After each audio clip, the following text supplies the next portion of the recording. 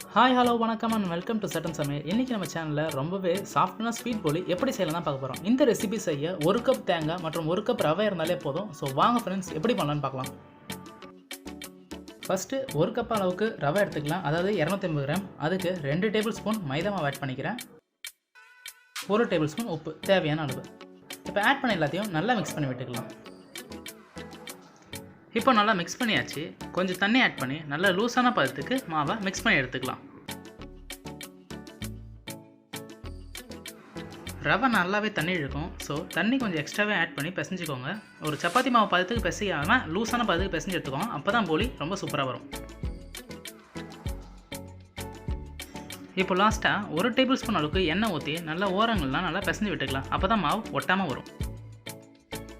இப்போ இந்த மாவு நல்லா ஊறட்டும். அதுக்குள்ளே நம்ம பூரணத்தை ரெடி பண்ணிக்கலாம். இப்போ ஒரு பேனில் 150 கிராம் வெல்லம் ஆட் பண்ணிக்கிறேன்.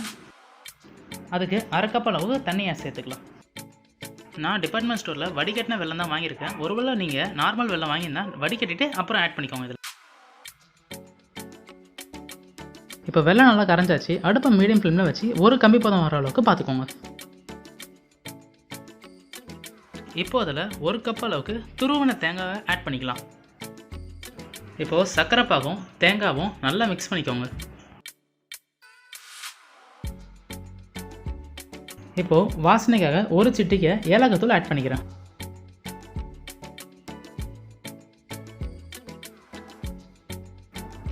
இப்போ நம்மளோட பூர்ணம் ரொம்ப சூப்பராகவே ரெடி ஆகிடுச்சு பாருங்கள். இது கொஞ்சம் நேரம் ஆற விடலாம்.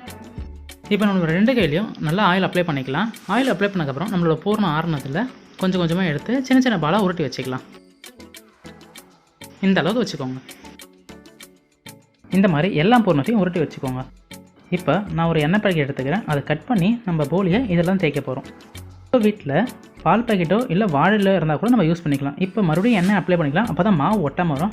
கொஞ்சோட மாவை எடுத்துக்கிறேன். அதை சின்னதாக பால் மாதிரி உருட்டிக்கலாம். இந்த மாதிரி நல்லா ரவுண்டாக உருட்டி எடுத்துக்கோங்க. இப்போ இதை நம்ம அந்த எண்ணெய் பேக்கெட்டில் வச்சு கொஞ்சம் அமுக்கி விட்டுக்கலாம். அப்போ தான் பூர்ணத்தை உள்ளே வைக்க முடியும்.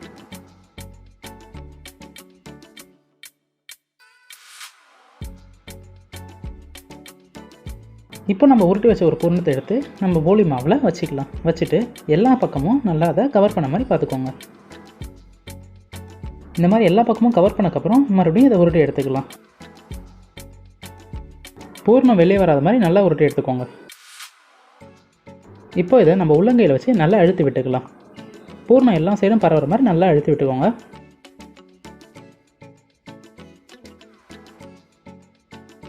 நம்மளோட ஸ்வீட் போலி ரொம்ப சாஃப்டாக ரெடியாக இருக்கு பாருங்கள் ஃப்ரெண்ட்ஸ். இப்போ ஒரு தோசைக்கல்ல 2 டேபிள் ஸ்பூன் எண்ணெய் ஆட் பண்ணிக்கிறேன்.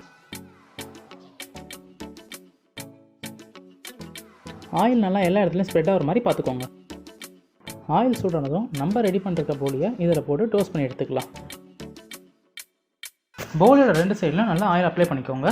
உங்களுக்கு வேணும்னா நெய் கூட அப்ளை பண்ணிக்கலாம். இப்போ ஒரு பக்கம் நல்லாவே வெந்திருக்கு. இன்னொரு பக்கம் திருப்பி போட்டு நல்லா வேக வச்சுக்கலாம்.